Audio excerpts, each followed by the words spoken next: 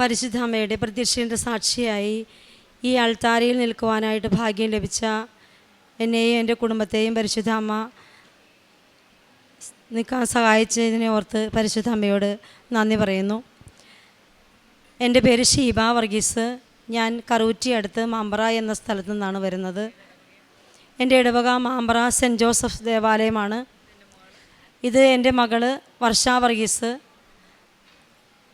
ഞാൻ 2023 ജൂൺ 2 ആദ്യമായിട്ട് നമ്മുടെ കൃപാസനത്തിലേക്ക് വരുന്നത്.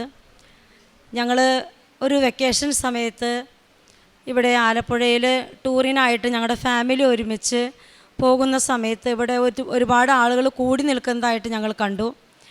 അപ്പോൾ തിരിച്ചു പോകുന്ന സമയത്ത് ഞങ്ങൾ ഇവിടെ ഇറങ്ങി. അതൊരു മാതാവിൻ്റെ ഫോട്ടോയാണല്ലോ, നമുക്ക് ഒന്ന് പ്രാർത്ഥിക്കാമെന്ന് ഇറങ്ങി കഴിഞ്ഞപ്പോൾ തന്നെ ഏകദേശം 3:30 കഴിഞ്ഞു. അപ്പോൾ ഞങ്ങളൊരു കാര്യം ചെയ്തു, ഇതൊന്ന് അന്വേഷിക്കാം. ഇതാണ് കൃപാസനം. അപ്പോൾ കൃപാസനം എന്ന് ഞാൻ കേട്ടിട്ടുണ്ട്, പക്ഷെ അമ്മയെക്കുറിച്ച് അറിയുവാനോ അതിൽ കൂടുതൽ ഒന്നും ഞാൻ ആഗ്രഹിച്ചിട്ടില്ല. ഞാനിവിടെ മാതാവിൻ്റെ ഗ്രോട്ടോയിലൊന്ന് പ്രാർത്ഥിച്ച് ഇപ്പോൾ ഒത്തിരി ക്യൂ കണ്ട് ഞങ്ങളെല്ലാവരും വന്നു കഴിഞ്ഞപ്പോൾ ഇവിടെ ഉടമ്പടി എടുക്കണം എങ്കിലേ സാധിക്കൂ എന്നുള്ള കാര്യങ്ങളൊക്കെ അറിഞ്ഞു. അപ്പോൾ പ്രത്യേകിച്ച് എനിക്ക് ഒരു കാര്യങ്ങളും തന്നെ ഉണ്ടായിരുന്നില്ല. എങ്കിൽ തന്നെയും ഞാൻ സാധാരണ വ്യക്തികൾ ചെയ്യുന്ന പോലെ തന്നെ ഈ ക്യൂവിൽ നിന്ന് ടോക്കൺ എടുത്തു കഴിഞ്ഞപ്പോൾ അവിടെയുള്ള പ്രേഴ്സ പറഞ്ഞു, ഇത് കുറച്ച് സമയം പിടിക്കും, അതുപോലെ തന്നെ ഇതിൻ്റെ സമയങ്ങളൊക്കെ കഴിഞ്ഞു, നിങ്ങൾ വേറൊരു ദിവസം വാ എന്ന് പറഞ്ഞു. അപ്പം ഞങ്ങളെല്ലാവരോടും കൂടി തിരിച്ച് വീട്ടിലേക്ക് പോയി. അങ്ങനെ ഒരു ദിവസം അതിനുവേണ്ടി ഞാൻ സെലക്ട് ചെയ്തു. എങ്ങനെയായാലും പരിശുദ്ധ അമ്മയുടെ അടുത്ത് വന്നം, പ്രത്യേകിച്ച് ഒന്നും അറിയില്ല. അങ്ങനെ ഒരു ദിവസം അതിനു വേണ്ടി ഞാൻ മാതാവിൻ്റെ അടുത്തേക്ക് വന്നു. മാതാവിൻ്റെ അടുത്ത് വന്ന് ഉടമ്പടിയുടെ കാര്യങ്ങളൊക്കെ ചോദിച്ചറിഞ്ഞു. അങ്ങനെ എത്ര കാര്യങ്ങൾ വെക്കണമെന്നൊന്നും എനിക്കറിയില്ല. ഞാൻ ടോക്കൺ എടുത്തു, എല്ലാവരെയും പോലെ ക്ലാസ് കേട്ടു. അങ്ങനെ 6 നിയോഗങ്ങളും വെച്ചു. 6 നിയോഗങ്ങൾ വെച്ച് ഞാൻ തിരിച്ചു പോയി. അന്ന് വെക്കുന്ന കാര്യങ്ങളെന്ന് വെച്ചാൽ ഇന്ന കാര്യം നടക്കണം അങ്ങനെ ഉദ്ദേശിച്ചല്ല, എന്തൊക്കെയോ 6 കാര്യങ്ങൾ ഞാൻ എഴുതി വെച്ച് പോയതിന് ശേഷം വീട്ടിൽ വന്നു. അപ്പം എൻ്റെ ഇളയ മകള് അവൾ SLC +2 ഫുൾ A+ കുട്ടിയാണ്. മൂത്ത മോളുടെ അഡ്മിഷന് വേണ്ടിയിട്ട് ഞങ്ങൾക്ക് കുറച്ച് ബുദ്ധിമുട്ടൊക്കെ വേണ്ടി വന്നു. എങ്കിൽ തന്നെയും ഞാൻ വിചാരിച്ചു, ഇളയ മകള് അവൾക്ക് ഇഷ്ടംപോലെ മാർക്കുണ്ട്, എന്നാൽ പിന്നെ എത്ര ബുദ്ധിമുട്ടുണ്ട, എവിടെയെങ്കിലും അഡ്മിഷൻ കിട്ടുമെന്ന് ഉറപ്പാണ്. അങ്ങനെ ഇരിക്കാതെ ഞാൻ ഇവിടുന്ന് ഉടമ്പടി എടുത്ത് പോയി കഴിഞ്ഞപ്പോൾ എൻ്റെ മോളുടെ റിസൾട്ട് വന്നു. മാർക്കൊക്കെ നന്നായി 1200-ൽ 1195 മാർക്കുണ്ട്. ഇനിയൊന്നും പേടിക്കേണ്ട. അങ്ങനെ അവൾ എൻജിനീയറിങ്ങിൻ്റെ അഡ്മിഷനായിട്ട് എഴുതി. കീമിൽ അവൾ പരാജയപ്പെട്ടു. അപ്പം ഞാൻ മാതാവിൻ്റെ അടുത്ത് വന്നപ്പോൾ ഞാൻ എഴുതി വെച്ച നിയോഗങ്ങൾക്ക് എത്രമാത്രം വാല്യൂ ഉണ്ട്. മാതാവിൻ്റെ അടുത്ത് വന്നതിന് ഒരു പ്രത്യേക കാരണം വേണമല്ലോ എനിക്ക്. അതിനായിട്ട് തന്നെ ഞാൻ മോളെയും കൊണ്ട് പിറ്റേ ദിവസം തന്നെ വീണ്ടും ഞാൻ കൃപാസനത്തിലേക്ക് വന്നു. ഞാൻ മോളെയും കൊണ്ട് ഉടമ്പടി എടുപ്പിച്ചു. അവൾ ഉടമ്പടിയിൽ വെച്ചു. ഞാനിനി എന്ത് ചെയ്യും? അങ്ങനെ ഇരിക്കാതെ അവൾ ഉടമ്പടി എടുത്തു. അവളില്ലാത്തതുകൊണ്ട് അവളുടെ കാര്യങ്ങൾ ഞങ്ങൾ ആദ്യത്തെ ഉടമ്പടിയിൽ സാക്ഷ്യം പറഞ്ഞു കഴിഞ്ഞപ്പോൾ അത് പറഞ്ഞതാണ്. അവൾക്ക് അഡ്മിഷൻ കിട്ടി. അവൾ കോളേജിൽ 4th ഇയറാണ്. അവൾ ഏറ്റവും ടോപ്പാണ് ആ കോളേജിൽ. നല്ല CGPA എൻ്റെ മോൾ പഠിക്കുന്നു. BTech കമ്പ്യൂട്ടർ സയൻസാണ് അവൾ എടുത്തിരിക്കുന്നത്. പരിശുദ്ധ അമ്മയുടെ എല്ലാ അനുഗ്രഹങ്ങളൊക്കെ അവൾക്കുണ്ട്. അതുപോലെ തന്നെ അവൾ കഴിഞ്ഞ മാസം വരെ ഇവിടെ വരികയും ചെയ്തു. ഇപ്പോൾ ഞാൻ അടുത്ത പുതുക്കലിനായിട്ട് വെച്ചപ്പോൾ എൻ്റെ മൂത്ത മകളുടെ BSc നഴ്സിംഗ് പാസ്സാവാനായിട്ടുള്ള ഒരു നിയോഗം ഞാൻ വെച്ചിരുന്നു. ഞാൻ എൻ്റെ മോൾക്ക് കൊടുക്കാം, അവൾ സംസാരിക്കും. എൻ്റെ പേര് വർഷ വർഗീസ്. ഞാൻ മാമ്പറ ഇടവകയിൽ നിന്ന് വരുന്നു. ഞാൻ 2026 ഏപ്രിൽ 17 ഇവിടെ വന്ന് ഉടമ്പടി എടുത്തത്. എനിക്ക് ഉടമ്പടി എടുക്കാനുള്ള പ്രചോദനം എന്ന് പറയുന്നത് എൻ്റെ അമ്മയാണ്. എൻ്റെ അമ്മ 2023 ഇവിടെ വന്ന് ഉടമ്പടി എടുത്തത്. അത് കഴിഞ്ഞ് എൻ്റെ അനിയത്തി ഉടമ്പടി എടുത്തു. അപ്പോൾ രാത്രിയെല്ലാം കുടുംബ പ്രാർത്ഥന ചൊല്ലുമ്പോൾ ഞാനും കൂടെ ചൊല്ലുമായിരുന്നു. പക്ഷെ ഉടമ്പടി എടുക്കണം എന്നൊരാഗ്രഹം അപ്പോൾ ഉണ്ടായിരുന്നില്ല. അത് കഴിഞ്ഞിട്ട് എപ്പോഴോ എനിക്കിങ്ങനെ അമ്മ എപ്പോഴും ഇങ്ങനെ പ്രാർത്ഥിക്കും. പിന്നെ അമ്മ പ്രാർത്ഥിക്കുന്നതൊക്കെ ഇങ്ങനെ നടക്കാറുമുണ്ട്. അങ്ങനെ എനിക്ക് ഒരാഗ്രഹം വന്നു, ഉടമ്പടി എടുക്കണം, മാതാവിനോട് കൂടുതൽ അടുക്കണം. അങ്ങനെ ഞാൻ 2026 ഏപ്രിൽ 17 ഇവിടെ വന്ന് ഉടമ്പടി എടുത്തു. ആ ഉടമ്പടിയിൽ ഞാൻ 6 നിയോഗങ്ങൾ വെച്ചു. അതിലൊരു നിയോഗമായിരുന്നു എൻ്റെ BSc നഴ്സിംഗ് ലാസ്റ്റ് സെം പാസ്സാക്കണമെന്നുള്ളത്. ഞാനപ്പോൾ ലാസ്റ്റ് സെം എഴുതിയിട്ടിരിക്കുകയായിരുന്നു. എൻ്റെ അമ്മ ആദ്യമേ അമ്മയുടെ ഉടമ്പടിയിൽ വെച്ചിരുന്നൊരു നിയോഗമായിരുന്നു എൻ്റെ BSc നഴ്സിംഗ് പാസ്സാവണമെന്നുള്ളത്. അമ്മ അപ്പോഴേ പ്രാർത്ഥിക്കുമായിരുന്നു. അങ്ങനെ ഞാനും എൻ്റെ ഉടമ്പടിയിൽ ഒരു നിയോഗമായിട്ട് വെച്ചിരുന്നു. അങ്ങനെ ഞാൻ അന്ന് തൊട്ട് മാതാവിനോട് കൂടുതലായിട്ട് പ്രാർത്ഥിക്കാൻ തുടങ്ങി. പണ്ടൊന്നും ഞാൻ ഇങ്ങനെ ബൈബിള് കറക്റ്റായിട്ട് വായിക്കുന്ന ഒരാളൊന്നും ആയിരുന്നില്ല. പക്ഷെ ഉടമ്പടി എടുത്തതിന് ശേഷം അതിനുവേണ്ടി കുറച്ച് സമയം കണ്ടെത്താനായിട്ട് ഞാൻ ശ്രമിച്ചു. അങ്ങനെ മാതാവിനോട് കൂടുതൽ പ്രാർത്ഥിച്ചു. അങ്ങനെ മെയ് പകുതി ആയപ്പോഴാണ് എൻ്റെ റിസൾട്ട് വന്നത്. റിസൾട്ട് വന്നപ്പോൾ not by the merit but by the grace of God എന്ന് ഞാൻ വിശ്വസിക്കുന്നു. എനിക്ക് ഫസ്റ്റ് ക്ലാസ്സോടുകൂടി മാതാവ് എന്നെ പാസ്സാക്കി. ഞാൻ പ്രതീക്ഷിക്കാത്ത സബ്ജക്റ്റിന് എനിക്ക് നല്ല മാർക്ക് തന്നു മാതാവിന് ഒരുപാട് നന്ദി. അതുപോലെ തന്നെ ആത്മീയ ജീവിതമായിട്ട് ബൈബിള് വായിക്കാറുണ്ട്. പിന്നെ അതുപോലെ തന്നെ ഉടമ്പടി ധ്യാനം കേൾക്കാറുണ്ടായിരുന്നു. നേർച്ച വസ്തുക്കൾ ഉപയോഗിച്ച്, അതുപോലെ തന്നെ ഞാൻ പരീക്ഷയ്ക്ക് പോകുമ്പോൾ നേർച്ച വസ്തുക്കൾ ഉപയോഗിച്ച് ഉടമ്പടി തൈലവും ഉപ്പും ഉപയോഗിച്ചായിരുന്നു പരീക്ഷയ്ക്ക് പോകാറുണ്ടായിരുന്നത്. അതുപോലെ എൻ്റെ കൂട്ടുകാരികൾക്കും ഞാൻ തൈലം കൊടുക്കുമായിരുന്നു, ഉപ്പ് കൊടുക്കുമായിരുന്നു. അങ്ങനെ ഞങ്ങളെല്ലാവരും കൂടെ പ്രാർത്ഥിച്ചിട്ടായിരുന്നു പരീക്ഷയ്ക്ക് പോകാറുണ്ടായിരുന്നത്. പിന്നെ ഞാൻ മാതാവിനോട് പ്രാർത്ഥിക്കുമായിരുന്നു, എനിക്ക് മാതാവിനെ കാണണം, എൻ്റെ മെഴുകുതിരിയിൽ റോസാപ്പൂവായിട്ട് മാതാവ് വരുമെന്ന് ഞാൻ പ്രാർത്ഥിക്കുമായിരുന്നു. അങ്ങനെ രാവിലെ 5:30 പ്രാർത്ഥിക്കുമ്പോൾ എൻ്റെ മെഴുകുതിരിയിൽ റോസാപ്പൂവായിട്ട് ഞാൻ മാതാവിനെ കാണാറുണ്ടായിരുന്നു. അങ്ങനെ എനിക്ക് ഭയങ്കര സന്തോഷമായി. അമ്മയുടെ മെഴുകുതിരിയിൽ കാണുമെന്ന് പറയുമ്പോൾ എനിക്കും ആഗ്രഹം ഉണ്ടായിരുന്നു എൻ്റെ മെഴുകുതിരിയിലും കാണണമെന്ന്. അങ്ങനെ എനിക്കും കാണാൻ പറ്റി. പിന്നെ കാരുണ്യ പ്രവർത്തികളായിട്ട് പൊതിച്ചോറ് കൊടുക്കാനായിട്ട് ഞാനും അമ്മയും കൂടെ പോകാറുണ്ടായിരുന്നു. പിന്നെ ഇവിടുന്ന് തരുന്ന പത്രം ഞാൻ ബസ് സ്റ്റാൻഡിലൊക്കെ വിതരണം ചെയ്യാൻ പോകാറുണ്ടായിരുന്നു. പിന്നെ പ്രേക്ഷിത പ്രവർത്തനമായിട്ട് ഞാൻ ഉടമ്പടി എടുത്തതിൻ്റെ 2ാമത്തെ ആഴ്ച തന്നെ ഞങ്ങളൊരു വൃദ്ധസദനത്തിൽ പോയി 150 പേർക്കുള്ള ഭക്ഷണം കൊടുത്തു. അത് ഒരു അനുഭവമായിരുന്നു. ഇത്രയേറെ അനുഗ്രഹങ്ങൾ തന്ന മാതാവിനും തിരുക്കുമാരനും ഒരുപാട് നന്ദി. ഇനി അമ്മയുടെ സാക്ഷ്യങ്ങൾ പറയാൻ കൊടുക്കും. 11 പ്രാവശ്യമായി ഞാൻ ഉടമ്പടി പുതുക്കുന്നു. ഞാൻ ഓരോ പ്രാവശ്യം വരുമ്പോഴും എനിക്ക് എല്ലാ മാസവും ഞാനിവിടെ വരും. എല്ലാ മാസവും 3 കെട്ട് പത്രം വാങ്ങും. അതുപോലെ എല്ലാ മാസവും എനിക്ക് അനുഭവം ഉണ്ടാവും. ഒരു ദിവസം ട്രെയിനിൽ കയറിയപ്പോൾ ഞാൻ ഏറ്റവും കൂടുതൽ സ്നേഹിക്കുന്ന എൻ്റെ ജപമാല എൻ്റെ ട്രെയിനിലുള്ള കുട്ടിക്ക് കൊടുത്തു. ഒരു ഹിന്ദു കുട്ടിയായിരുന്നു. അപ്പോൾ അവൾ പറഞ്ഞു, എനിക്ക് ജോലിയൊന്നും കിട്ടുന്നില്ല ചേച്ചി. ഞാൻ പറഞ്ഞു, ഞാൻ ജീവന് തുല്യം സ്നേഹിക്കുന്ന എൻ്റെ ജപമാല മോള് കൊണ്ടുവക്കോ. അവളത് കൊണ്ടുപോയി. അവൾ പിറ്റേ ആഴ്ച വിളിച്ചു പറഞ്ഞു അവൾക്ക് ബാങ്കിൽ ജോലി കിട്ടി. അത് എന്നോട് വിളിച്ചു പറഞ്ഞു ആ കുട്ടി ഇവിടെ വന്നിട്ടില്ല, അവളൊരു ഹിന്ദു കുട്ടിയാണ്. അതുപോലെ തന്നെ എനിക്ക് മാതാവിൻ മെഴുകുതിരിയിൽ പതുക്കെ വെട്ടം തെളിക്കുമ്പോൾ മിന്നും. വേഗം തന്നെ ഞാൻ ക്യാമറ ഓൺ ചെയ്യും, അത് റോസാപ്പൂവായിരിക്കും. അതായത് എനിക്ക് എല്ലാ മാസവും മാതാവ് എൻ്റെ വീട്ടിൽ വരും. പിന്നെ ഞാൻ പ്രേക്ഷിത പ്രവർത്തനവും കാരുണ്യ പ്രവർത്തികളായിട്ട് 3 കെട്ട് പത്രം വാങ്ങി സ്റ്റാൻഡിൽ വിതരണം ചെയ്യും. എനിക്കങ്ങനെ പ്രത്യേകിച്ച് ആരിൽ നിന്നും ഒന്നും കേൾക്കേണ്ടി വന്നിട്ടില്ല. ഞാൻ പിടിപിടിന്ന് കൊടുത്തിട്ട് പെട്ടെന്ന് എനിക്ക് പോരാൻ സാധിക്കും. ഭക്ഷണം കൊടുക്കാമെന്ന് പറയുന്നത് എൻ്റെ ബ്ലഡിലുള്ളതാണ്. അത് ആദ്യമേ തുടങ്ങി എനിക്ക് പാവങ്ങളെ സഹായിക്കാനായിട്ട് പറ്റും. പക്ഷേ ഉടമ്പടി എടുത്തതിന് ശേഷം അത് കൊടുക്കാൻ പറ്റിയിട്ടുള്ളൂ. എനിക്ക് സാധിക്കുമെന്നല്ലാണ്ട് ഉടമ്പടിയിൽ എടുത്തപ്പോൾ എനിക്ക് മനസ്സിലായി, ഇങ്ങനെ ഒന്ന് മാതാവിൻ്റെ കൂടെ ഉള്ളത് കൊണ്ട് എനിക്കിതൊക്കെ കൊടുക്കാൻ പറ്റുന്നുണ്ടല്ലോ. ഞാൻ എല്ലാ മാസവും ഇപ്പോൾ വന്നപ്പോൾ വരെ ഫുഡും കൊണ്ടാണ് ഞങ്ങൾ വന്നത്. ഞങ്ങൾ ആ ഫുഡ് കൊടുത്തു.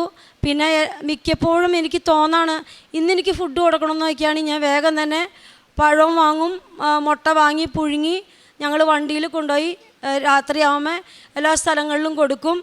അത് ഭയങ്കര സന്തോഷമാണ്. നമ്മളെന്തോ ചെയ്തു, ഈശോയ്ക്ക് വേണ്ടി മാതാവിന് വേണ്ടിയിട്ട് എന്തോ ചെയ്തു, തൃപ്തിയായി എന്നുള്ള ഒരു കാര്യം നമുക്കുണ്ട്. നമ്മളെപ്പോഴും മറ്റുള്ളവർക്ക് ഭക്ഷണം കൊടുക്കുവാനും മറ്റുള്ളവരെ സഹായിക്കാനും ശ്രമിക്കണം. നമ്മൾ മരണത്തിലേക്ക് പോയിക്കൊണ്ടിരിക്കും തോറും നമ്മൾ ചിന്തിക്കും, നമ്മൾ ബാക്കിലേക്ക് തിരിഞ്ഞു നോക്കുമ്പോൾ നമ്മൾ എന്ത് ചെയ്തു ജീവിതത്തിൽ, നമ്മൾ എന്ത് നേടി. കുറേ ഫുഡ് കഴിച്ചു, കുറേ വസ്ത്രം ഇട്ടു, കുറേ കാലം ജീവിച്ചു. അതിലുപരി നമ്മൾ എന്ത് ഈശോയ്ക്കും മാതാവിന് വേണ്ടി ചെയ്തു എന്ന് നമ്മൾ മനസ്സിലാക്കണം. അതേപോലെ തന്നെ ഞങ്ങൾക്ക് ഫയർ വർക്സിൻ്റെ ഗവൺമെൻറ് ലൈസൻസിയാണ് ഞങ്ങൾ. എൻ്റെ ഹസ്ബൻഡിന് ഒരു വെടിക്കെട്ട് അപകടം ഉണ്ടായിരുന്നു. ആ അപകടം ഹസ്ബൻഡ് വന്നുള്ള, പക്ഷെ അത് 12 മണിക്കൂറിനുള്ളിൽ ഞങ്ങൾക്ക് ഹോസ്പിറ്റലിൽ നിന്ന് പോകാൻ സാധിച്ചു. എൻ്റെ ബാഗിൽ എപ്പോഴും മാതാവിൻ്റെ കാശുരൂപവും ഉപ്പും തൈലം മാതാവിൻ്റെ ഒരു ഫോട്ടോ സ്ഥിരം ഉണ്ടാവും. ഞാൻ എവിടെ പോയാലും എൻ്റെ കഴുത്തിൽ ആ ബാഗിൽ മാതാവിൻ്റെ ഫോട്ടോ ഉണ്ടാവും. ഞാൻ കാണുന്നവരോടൊക്കെ മാതാവിനെ കുറിച്ച് പറയും. അതുപോലെ എനിക്കൊരു മുടക്കവും വന്നുള്ള. അതുപോലെ തന്നെ ഞാനിവിടെ ഉടമ്പടി എടുത്ത് ചെന്നപ്പോഴത്തേനും ഞങ്ങൾക്ക് 5 സെൻറ്റ് സ്ഥലം ഉണ്ടായിരുന്നുള്ളൂ. അതിനോട് ചേർന്ന് ഒരു 25 സെൻറ്റ് സ്ഥലമുണ്ട്. പക്ഷെ അവരത് കൊടുക്കില്ല ഒരിക്കലും മൊത്തത്തിൽ എന്നായിരുന്നു. ഞാനിവിടുന്ന് ഉടമ്പടി എടുത്ത് ചെല്ലുമ്പോൾ അന്ന് ടോക്കണും കൊടുത്തേക്കാണ്. മാതാവിൻ്റെ ഏറ്റവും വലിയ അത്ഭുതമാണ്. എനിക്ക് ഏറ്റവും വേണ്ടപ്പെട്ട കാര്യം അതായിരുന്നു. പക്ഷെ ഞാനത് മനസ്സിൽ അത് കിട്ടുമല്ലോ, അപ്പോൾ പിന്നെ എന്തിനാ ആഗ്രഹിക്കണേ, ഉള്ളത് കൊണ്ട് തൃപ്തിപ്പെടാം, 5 സെൻറ്റ് സ്ഥലം ഇല്ലേ എന്നോർത്ത് ഞാൻ പോയി. പക്ഷെ ഞാൻ അവിടെ വീട്ടിൽ ചെല്ലുമ്പോൾ ടോക്കൺ കൊടുത്തേക്കണു. അത് ഏറ്റവും വലിയ നേർച്ച വസ്തു. ഞാൻ അതിനകത്ത് ഉപ്പിട്ട് പ്രാർത്ഥിക്കും. ഇനിയും കൊടുക്കാനുള്ള സ്ഥലം അത് മൊത്തം ഞങ്ങൾ എടുക്കേണ്ട വരും. പക്ഷേ ഞാൻ മാതാവിൻ്റെ ഉപ്പിട്ട് പ്രാർത്ഥിക്കുന്നുണ്ട്. മാതാവ് നടത്തി തരട്ടെ. അടുത്തതായിട്ട് എൻ്റെ കാല് എൻ്റെ വിരൽ പഴുത്ത് ആകെ ബുദ്ധിമുട്ടായി, നഖമൊക്കെ പോയി എന്നുള്ള മട്ടായി പഴുത്തിരിക്കുകയാണ്. ഞാൻ മനസ്സിലൊന്നും തൈലത്തിൻ്റെ കാര്യമൊന്നും ഓർക്കുന്നില്ല. പക്ഷേ ഞാൻ തൈലം പിന്നെ ഒരു ആഴ്ച കഴിഞ്ഞപ്പോൾ ഓർത്തു, അയ്യോ മാതാവിൻ്റെ തൈലം ഉപ്പുണ്ടല്ലോ, എന്നാൽ പിന്നെ ചൂടുവെള്ളത്തിലിട്ട് ഞാൻ ഉപ്പിട്ട് കഴുകുകയും തൈലം പറ്റുകയും ചെയ്യുന്ന ഫലമായി അത് സുഖപ്പെട്ടു. അതുപോലെ ഒരുപാട് കാര്യങ്ങൾ ഞങ്ങളുടെ വീട്ടിലും ആദ്യമേ തുടങ്ങി കുടുംബപ്രാർത്ഥനയ്ക്കും ഒന്നിനും ഒരു കുറവില്ലാത്ത കുടുംബമാണ്. പക്ഷെ നമ്മളെ ഏതോ ഒരു ശക്തി നിയന്ത്രിക്കുന്നുണ്ട്. പരിശുദ്ധ അമ്മ ഒരു തെറ്റ് ചെയ്താലും പരിശുദ്ധ അമ്മ നമ്മുടെ അമ്മമാരെ നമ്മളെ നിയന്ത്രിക്കുമ്പോൾ നമ്മൾ അത്രയും അനുസരിക്കില്ല. പക്ഷേ നമ്മുടെ പരിശുദ്ധ അമ്മ നമ്മളോട് അമ്മയെ വഴുക്ക് പറയും എന്നുള്ള പേടിയിൽ നമുക്ക് പല കാര്യങ്ങളും ചെയ്യാണ്ടിരിക്കാൻ സാധിക്കുന്നുണ്ട്, തെറ്റുകൾ ചെയ്യാതിരിക്കാൻ സാധിക്കുന്നുണ്ട്. ഞാൻ എപ്പോഴും പ്രാർത്ഥിക്കാൻ ശ്രമിക്കും. ഹസ്ബൻഡ് എന്നോട് ചോദിക്കും, ഇവൾക്ക് എപ്പോഴും ഇത് മാത്രമേ ഉള്ളൂ എന്ന്. അപ്പോൾ ഇടയ്ക്ക് എന്നിട്ട് പറയും, നമ്മൾ പ്രാർത്ഥിക്കുന്നതുകൊണ്ടാണ് നമ്മുടെ ഓരോ കാര്യങ്ങളും സാധിച്ചു തന്നെ. എൻ്റെ എല്ലാ കാര്യങ്ങളും, ഒട്ടുമിക്ക എല്ലാ കാര്യങ്ങളും പരിശുദ്ധ അമ്മ എനിക്ക് സാധിച്ചു തരുന്നുണ്ട്. അതുപോലെ തന്നെ ഞാൻ ഒരു ദിവസം ട്രെയിനിൽ കയറി കഴിഞ്ഞപ്പോൾ മാരാരിക്കുളത്തേക്ക് ടിക്കറ്റ് എടുത്തേ. അവിടെ ഇറങ്ങി കഴിഞ്ഞപ്പോൾ ട്രെയിനിൽ നിന്ന് ഒരു നീല ഉടുപ്പിട്ട ഒരു കുട്ടി, 23 വയസ്സുണ്ട്. അത് മാത്രം ആ മാരാരിക്കുളത്ത് വേറെ ആരുമില്ല, ഞാനും എൻ്റെ ഇളയ മോളും ഉള്ളൂ. അപ്പോൾ ആ കുട്ടി ഞങ്ങളോട് ചോദിച്ചു, നമ്മുടെ പരിശുദ്ധ അമ്മയുടെ ഉടുപ്പിട്ട ആ കുട്ടി എന്നോട് ചോദിച്ചു, നിങ്ങൾ എവിടേക്കാണെന്ന് ചോദിച്ചു. ഞങ്ങൾ കൃപാസനത്തിലേക്കാണ്, അപ്പോൾ എന്നോട് കൂട്ടുമെന്ന് ചോദിച്ചു. അങ്ങനെ ഞങ്ങളൊരു ഓട്ടോറിക്ഷ വിളിച്ച് ആ മോളെ ഞങ്ങൾ കയറ്റി. ഒരു ലാച്ചിയാണ്, നമ്മുടെ പരിശുദ്ധ അമ്മയുടെ സാരി കണ്ടു കഴിഞ്ഞാൽ നമുക്കറിയാം ഒരു ലാച്ച മോഡലിലുള്ള സാരിയാണ്. ഞാൻ ആ കുട്ടീനെ വണ്ടി കയറ്റി. എന്നിട്ട് എന്നോട് പറഞ്ഞു, നിങ്ങൾ എവിടെ ഇറങ്ങണേ? കൃപാസനത്തിലാണ് എന്ന് പറഞ്ഞു. ഞങ്ങൾ കൃപാസനത്തിൽ ഇറങ്ങിയപ്പോൾ അപ്പോൾ കയറിനേക്കാൾ മുമ്പ് ആ കുട്ടി ഞങ്ങളോട് പറഞ്ഞു, ആദ്യം ചേച്ചി മോളും കയറ്, എന്നിട്ട് ഞാൻ കയറണോളൂ എന്ന് പറഞ്ഞു. ഞങ്ങൾ ആദ്യം കയറി വണ്ടിയിലിരുന്നു.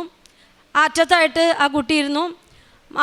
മാതാവിൻ്റെ അടുത്ത് വന്നപ്പോൾ ഞാൻ പൈസ കൊടുത്തിട്ട് ഞാൻ ആ ഡ്രൈവറോട് പറഞ്ഞു, ഈ കുട്ടീനെ അവിടെ ഇറക്കിക്കോ, ഇനിയും കൂടുതൽ പൈസയൊന്നും വാങ്ങരുതട്ടോ എന്ന് പറഞ്ഞു.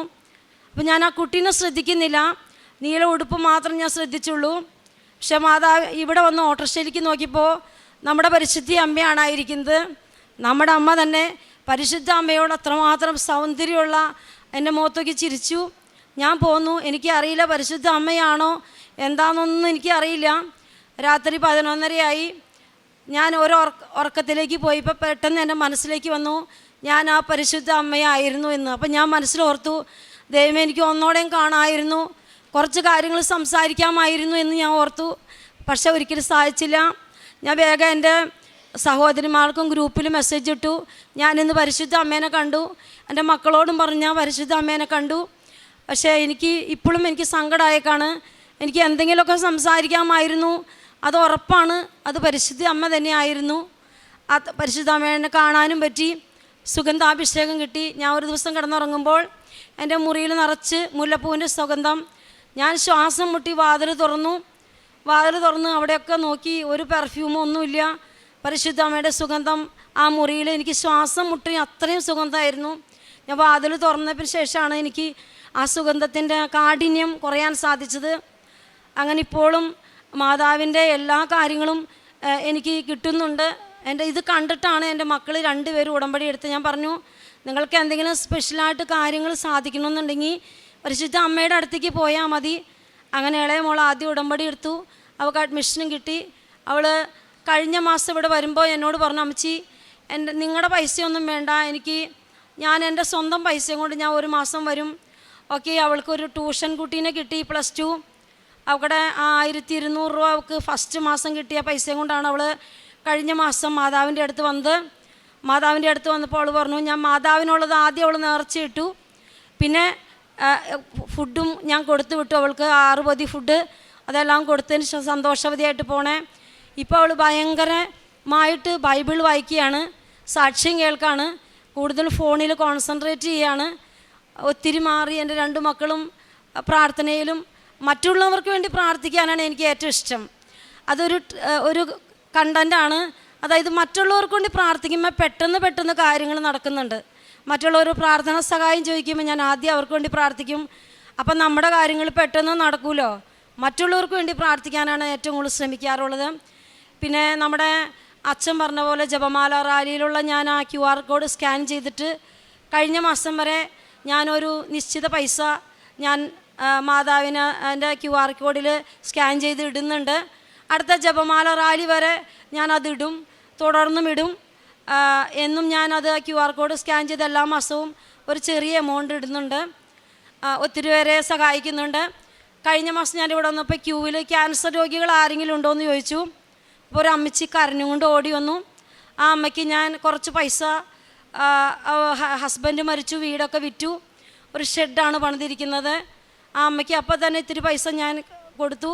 വീട്ടിൽ ചെന്ന് ഞാൻ കൊടുത്തു. പിന്നെ എൻ്റെ സഹോദരി, അവൾ ജർമ്മനിയിലാണ്, അവൾ കുറച്ച് ക്യാഷ് അയച്ചു തന്നു. ഒരു പഠിക്കാൻ കഴിയില്ലാത്ത കുട്ടിക്ക് കൊണ്ടുപോയി പൈസ കൊടുത്തു.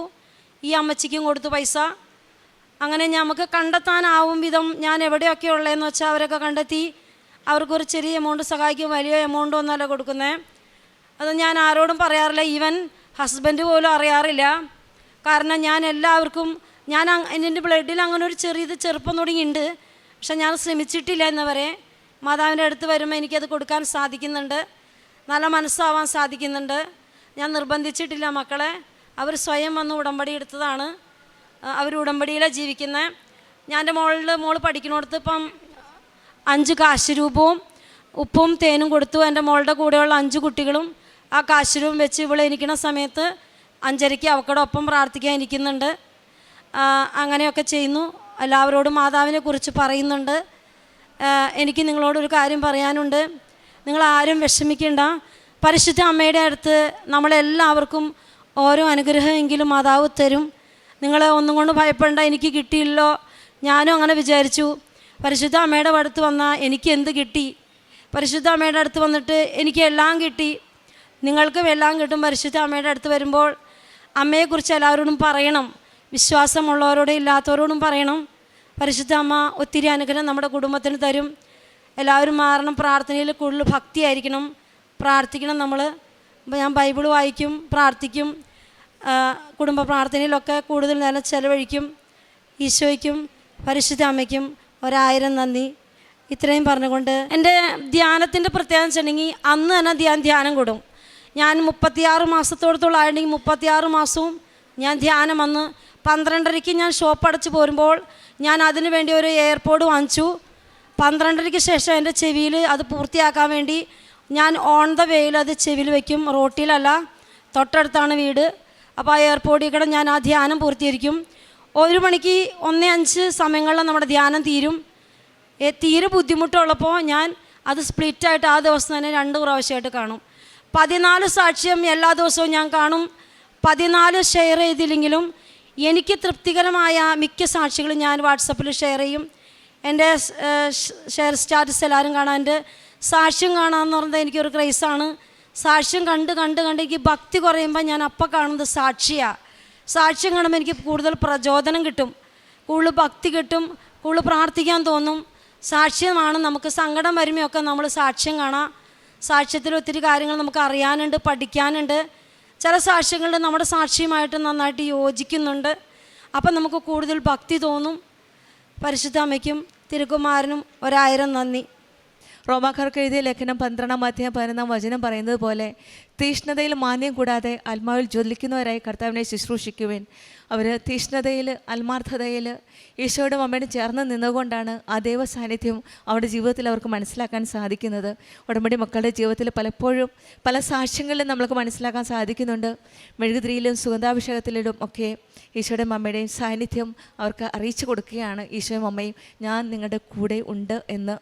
ഉടമ്പടി എടുത്തതിന് ശേഷമാണ് മറ്റുള്ളവരെ സഹായിക്കാനുള്ള ഒരു കൃപ ലഭിച്ചത്.